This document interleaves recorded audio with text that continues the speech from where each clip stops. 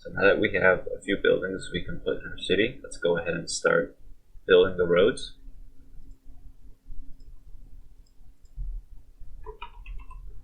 So for the roads, you want to basically make a new object and just get a rough idea on just how big the buildings are here. And so you can kind of put into perspective how big the roads need to be. So actually, the roads being maybe 35 voxels wide sounds about right, for the main roads at least. Actually, let's make it 25. Just kidding, make it 35. And we can go in here and give this an American themed road.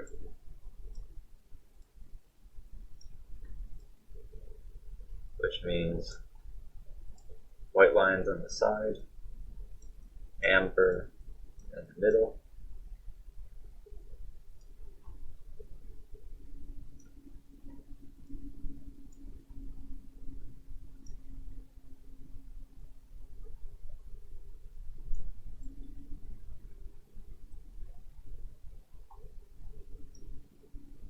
and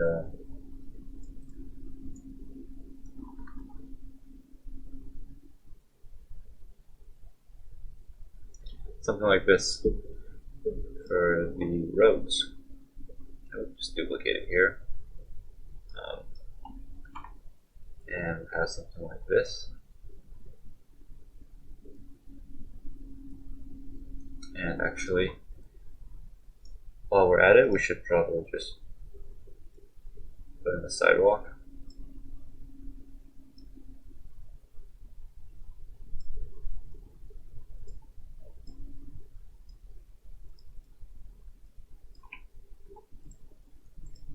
Like so. That should be it.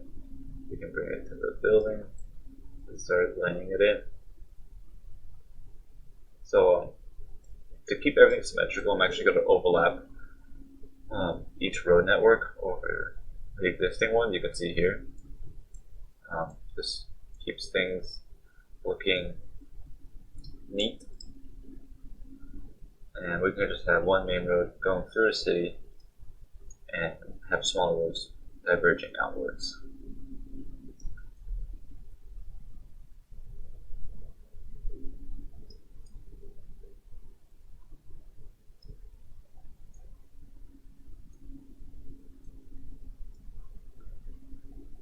Something like that will do.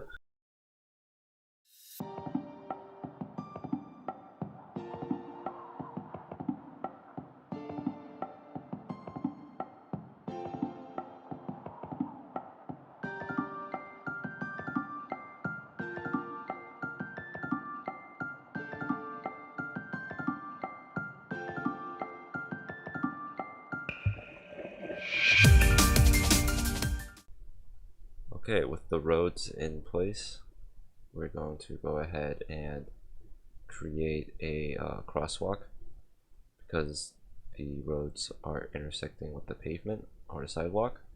So what I just did there is I selected 3 objects that I wanted to basically merge into one object, and I would press U on the keyboard to actually modify the whole thing as one object.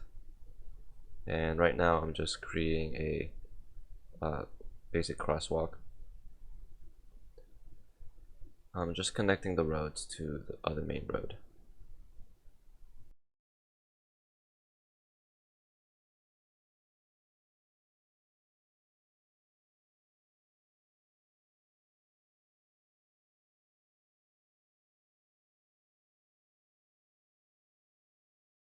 Alright, so after creating the crosswalk, we're just going to go ahead and delete what we had over there and just duplicate the crosswalk and just drag it over to the other side.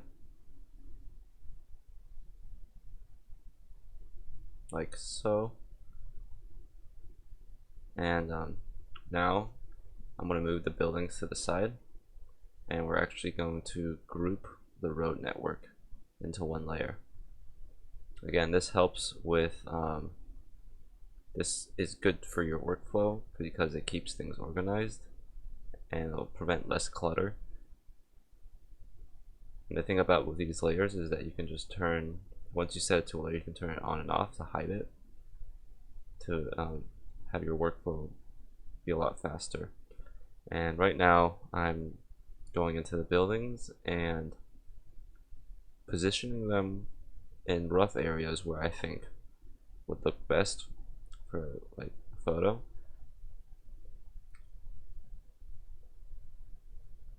So yeah, I'm just moving the buildings to where I think makes sense for a city or the final product. And this part, in my opinion, was the most fun in the city building process because you get the ultimate power on what goes where.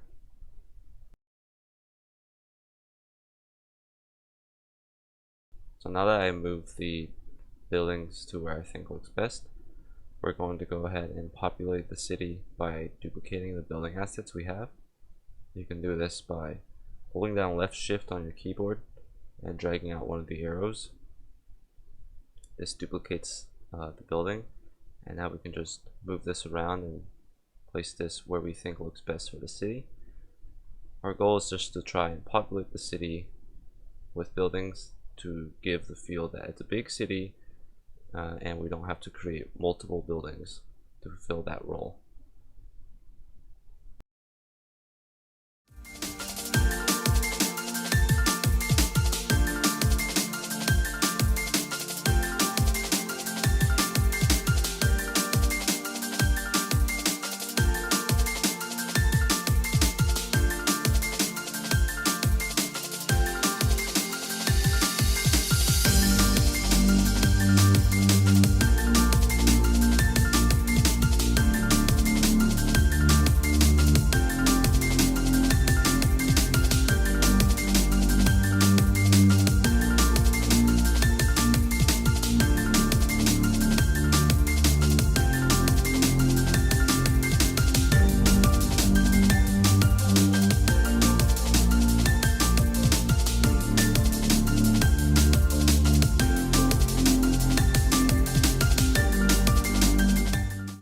So right now what I'm going to do is set up my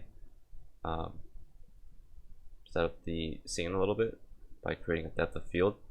In the render mode settings, all you have to do to create a depth of field is to left mouse click a area that you want to focus on, and then you'll be able to see here how the outside objects kind of lose focus and you really get a cool illusion effect, tilt shift effect as you will. And I'm going to have this for the final scene of my product.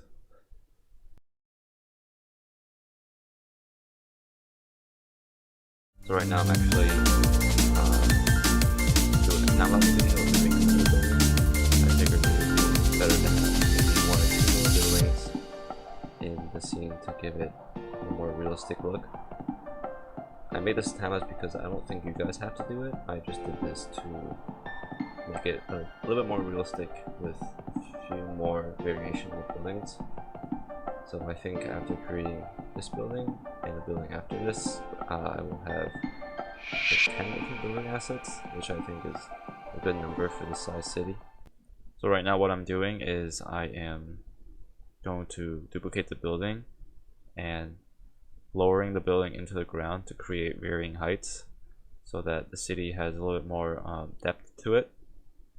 In addition to lowering the buildings into the ground, you can also combine buildings together, and using the keyboard shortcut U, when you do this with both objects, you can create a whole new building out of it.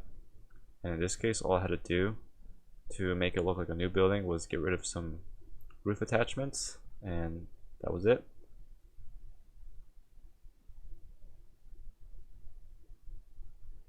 And as simple as that, you were able to create a new building asset from pre-existing ones.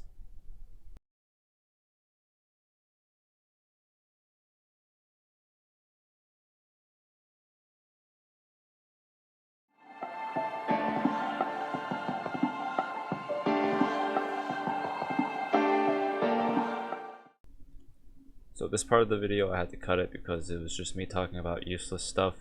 The most important part is right here when I'm hovering. The building was getting cut off. This sometimes happens in Magicavoxel. You want to go to render settings, and in geometry you turn on sparse. And what sparse does is basically increases the render distance, but also puts a toll on your GPU and CPU because it has to render the whole scene rather than like a small box. And by default, sparse is turned off. So once you turn that on, your building should appear in place if they were to be cut off. So in this part, I actually want to extend the roads out a little bit more. So that's what I'm doing right here. It's ultimately up to you whether you want the roads extended or not. I think it will look better in the final piece. It looks like it will be going somewhere other than just abruptly ending in the city center. So what I'm doing right now is creating grass surrounding the city. I've already created a palette for what I want the grass color to be. And in the shaders tab on the brush, there should be a grass shader, and you can go to voxel shader mode and basically drag out your mouse to create the grass. And obviously the colors are not going to match those that you wanted from the palette. So in the arguments, you can see there are some things you can change in the settings. We want to change color A as the beginning color in the gradient we created, and color B as the last color in the gradient. That way it can get the spectrum of the gradient.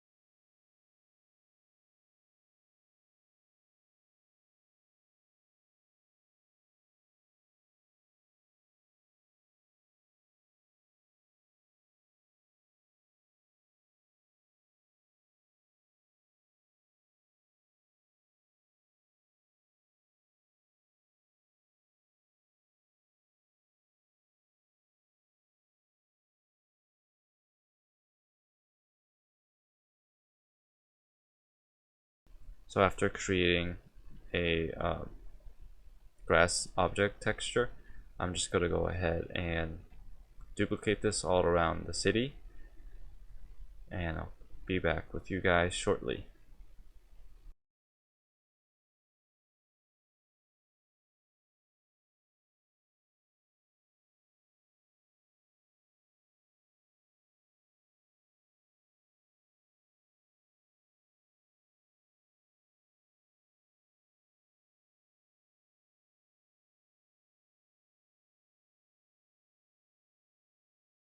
Right here you could see I don't want to overlap the grass texture with the other grass texture because it would create an unnecessary, quite dense area where the overlap is for grass. So I'm actually going to crop it, like you see here.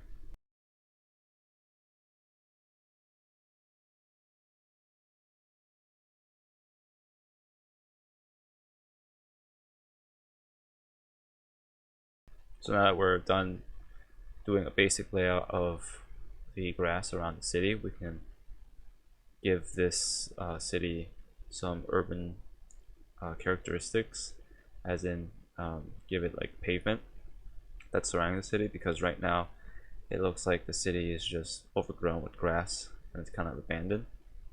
You can go for that if you'd like, but for me, I'm going to add some pavement, so I'm just going to create a new object, preferably a square, and use this square as the basic brush for the pavement that I'll be using.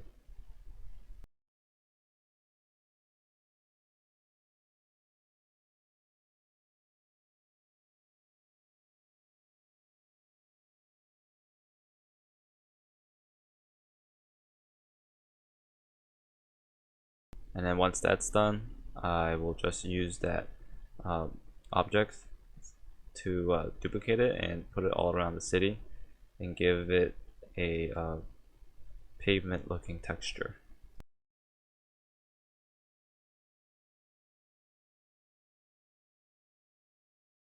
And as you're doing this, it's quite common because there's so many objects for it to be cluttered. And when you want to, for instance, click on the pavement or some other object, you accidentally click something else.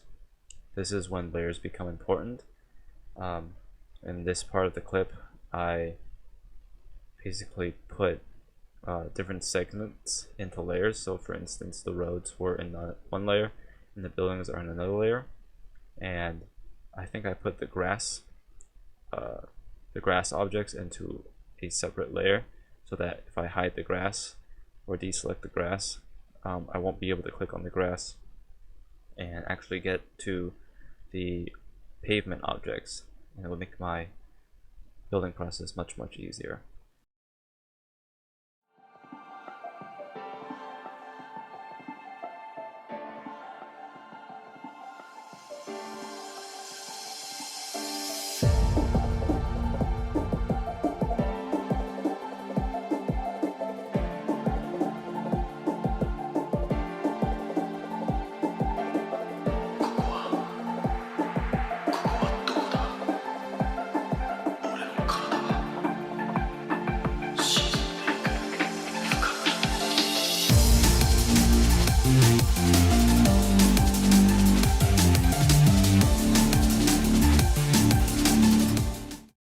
So once you're done creating the pavement, you want to go to voxel mode and select each of the grass objects and start erasing where the grass is touching the pavement.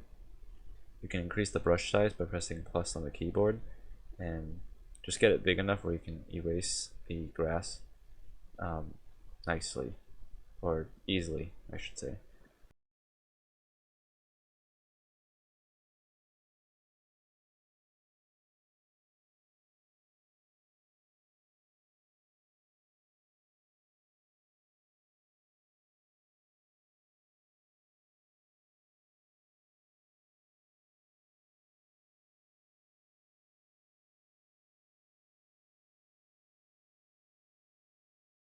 So once you're done erasing the grass that's overlapping the pavement, you want to do the same steps you did for the grass, but instead you want to add the dirt or the ground. So you want to create a 256 by 256 voxel object, fill it with dirt, or I have to, I guess, use the plane tool and put in a plane and then color it using a gradient you think looks best for the dirt. And then you would just basically duplicate the dirt objects and overlap the grass objects, making sure you put the dirt on a separate layer so that it's easy to manipulate and modify it if down the line.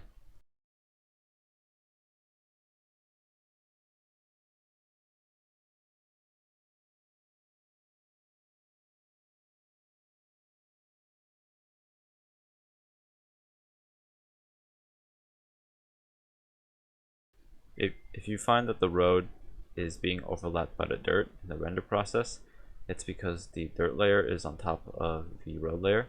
All you have to do is fix that. Is you select the dirt layer, put it as last, and the road layer as first.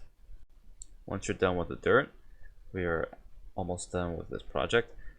All we have to do now is just add the trees and add like a simple terrain in the background to complete the scene.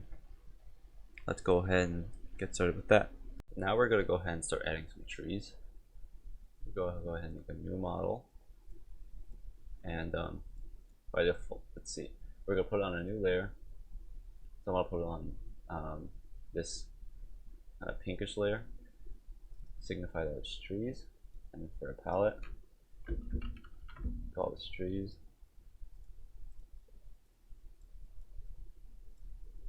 And we can go ahead and start creating the basis for our bark.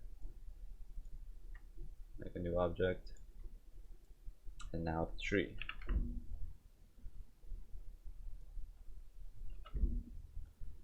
Now, because scale is quite large, the tree doesn't have to be that big. We can go ahead and go to modify, go to shape, go to ellipse, and go over here and create a gradient for our leaves.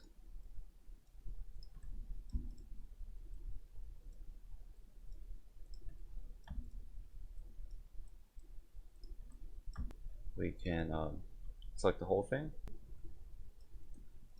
select these colors, hit random. We're going to go ahead and delete these one by one.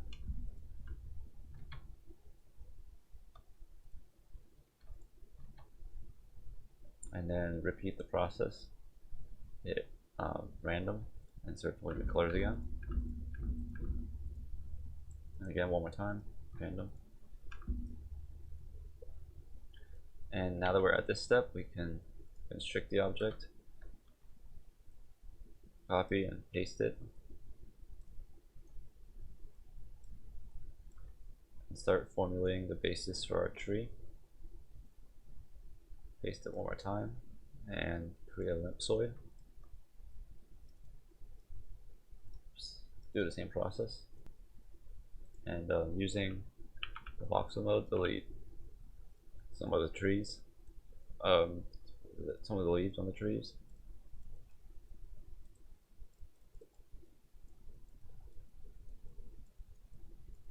Just to make it not look like a sphere. Now with all that, we can, select that, all of it, press U for union, and it unions all of the objects together. We can raise this up, change the color of the bark, and take a look at it.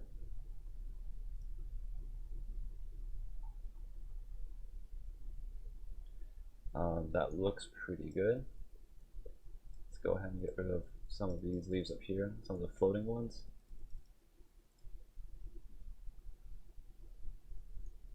Okay, that looks good. We can create another tree just for variation. Selecting all of the greens, go to scale and then type Z 1.1. So you're scaling the tree upwards.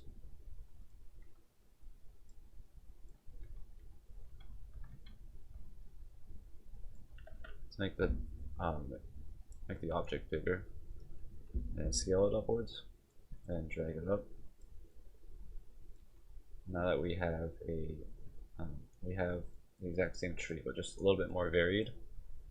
In fact, we can even rotate the tree around so that it looks something like this.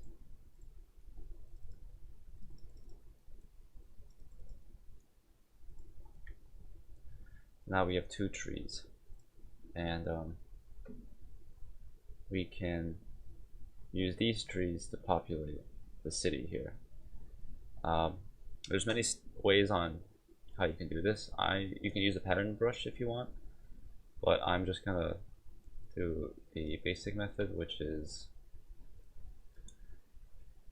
basically just dragging these trees over like so, and duplicating it and then plopping it all around. I'm actually gonna duplicate this one more time, or these two one more time, and give some more variation on the tree colors.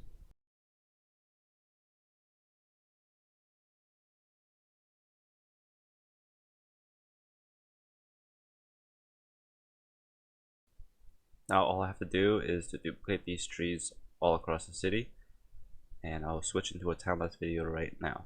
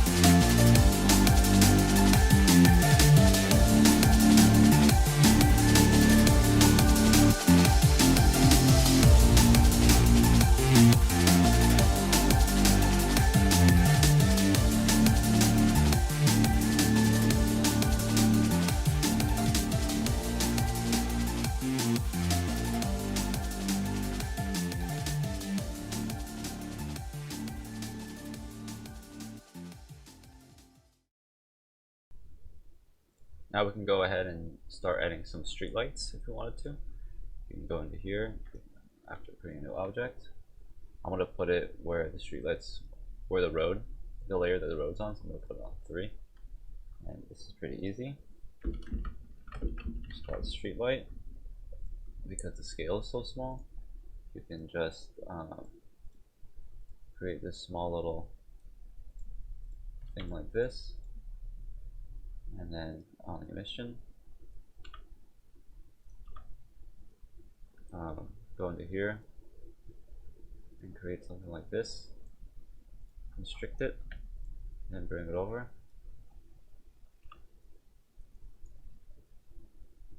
See how it looks?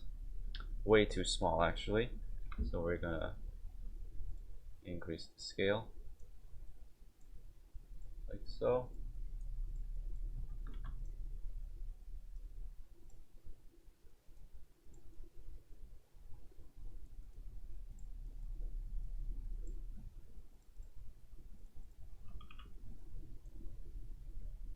And create something like this.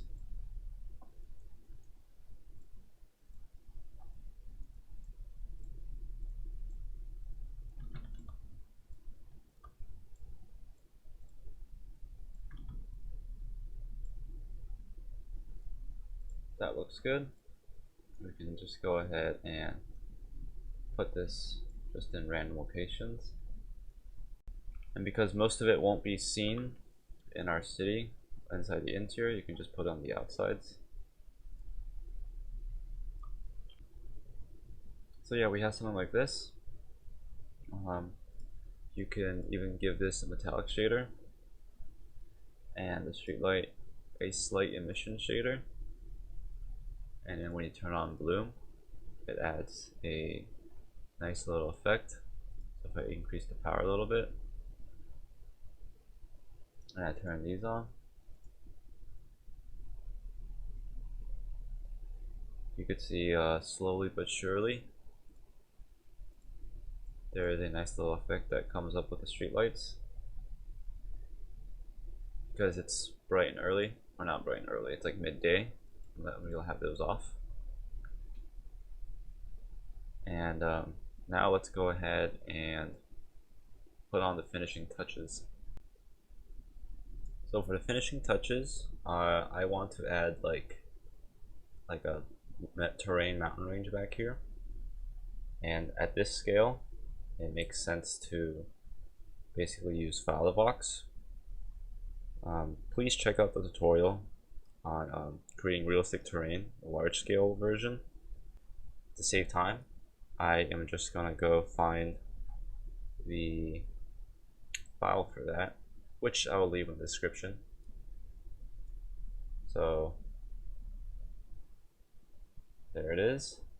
You can see this is, if I go over here, this is not 256 voxels, it's much larger than that. I'm just gonna take parts of the terrain here and put it into my scene. Do not arbitrarily pick randomly. I specifically picked this segment here because it kind of slowly inclines upwards. So this is what I'll be taking.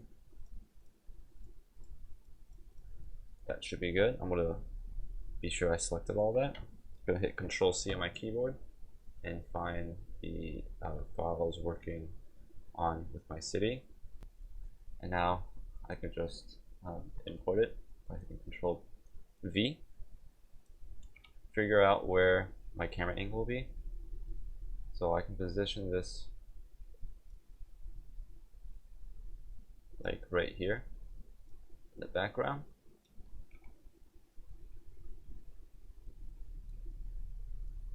And because parts of this area is, if I go here, you can see parts of the area is not, it looks kind of weird because it's huge world drop. Excuse me. There's a huge world drop right here, it just cuts off. So I just want to duplicate this and flip it around the leave y-axis. There it is. Get as close as possible. See what it looks like. Again, this is doing a wall drop thing, so I'm going to undo that, bring this a bit closer, and actually put it on, I'll put it on the tree layer, and then Control R to duplicate, put it into one group. For some reason it undid my grouping, but yeah, I'll put it on the red, duplicate it, flip it around, see how that looks. And now, because I have this on a separate layer and it's easy to manage because I grouped it, I can move this around to my liking.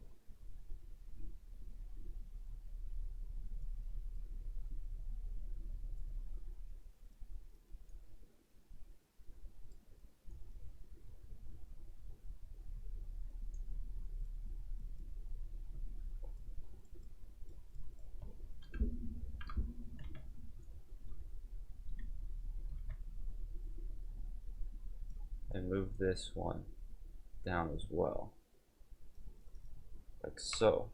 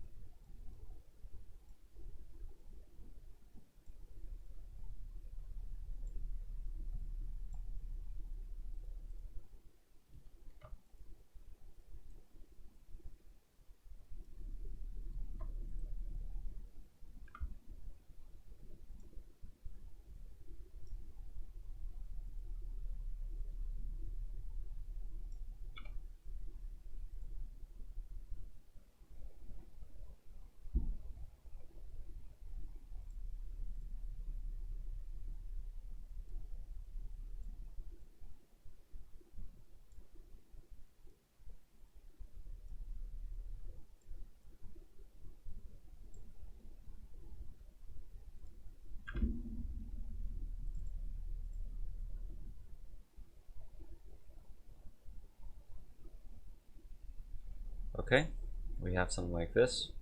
Unfortunately, this palette color is, or this voxel color is assigned to this number on the palette, on the Magicavoxel palette, and I don't really know a way to move that, so we're just gonna have to work with it.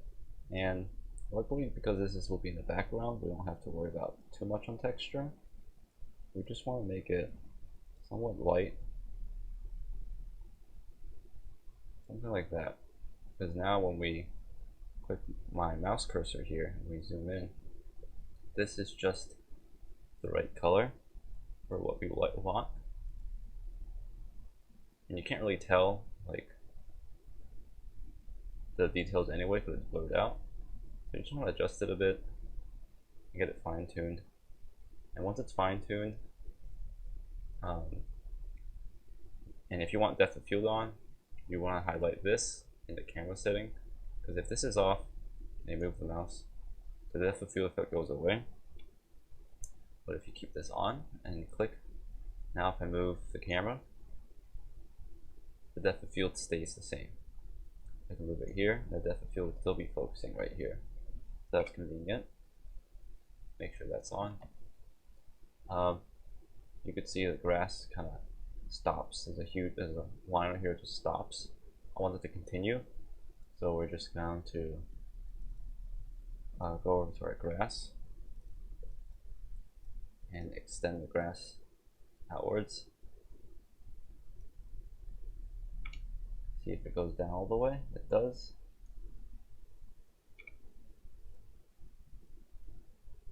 Might as well extend the grass down that way, and then it looks like we need to extend the grass out this way as well.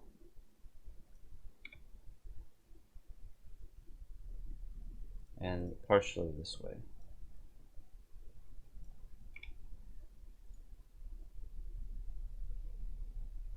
Okay, the grass is done. Let's go ahead and do the dirt because there's still a weird line right there. We want to find where our dirt is stored.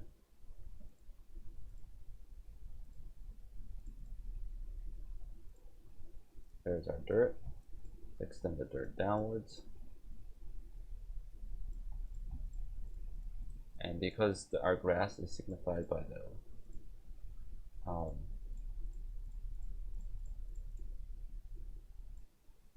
we just want to extend it just as far as we can. We'll extend it to the green line.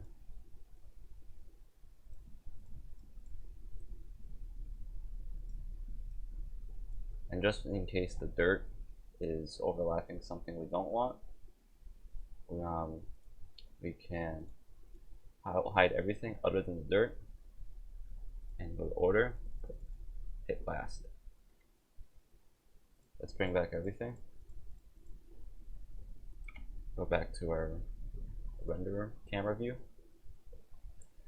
and take a look at what it looks like. I want to add some more trees right here to match the mountain, and we add some more trees down here, and then that'll be it. And now, if we want, we can adjust the exposure if we'd like, the vignette settings. Right now there's not really much lighting other than this, which won't really affect the bloom. And of course, like the depth of field, you can turn that on. I think everything looks good. Let's say you don't want to change the sky setting. You can change it to like real world sky and adjust the direction of the sun if you'd like, something like this. And so this adjusts the like the time of day basically, so you can make it sunset. And this adjusts the direction of the sun, so you can find where you want the shadows to lie.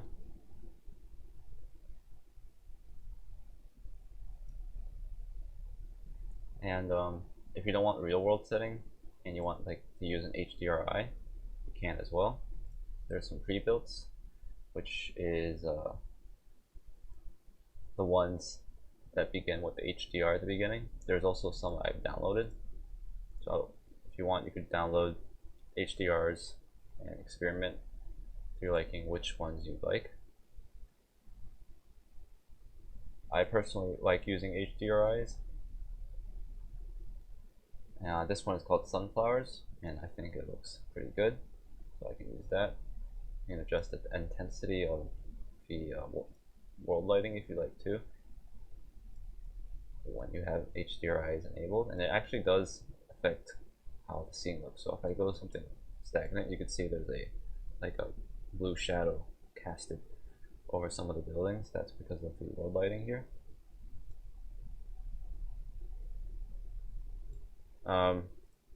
If you want to get an idea of what the lighting should be, like for this, you can see what the HDRIs look like. So it's looking pretty white and slightly yellow, so you can change that here. White and slightly yellow.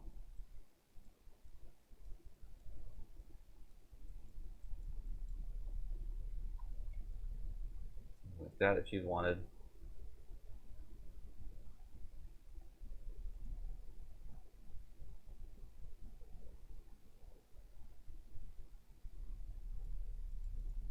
And actually, I do recommend you experiment with the lighting and see what works best for you, because everyone's different. But that is it with this video. You have seen me create a city from scratch using building assets that we created ourselves, and using a few tips and tricks we learned from previous tutorials, specifically the terrain.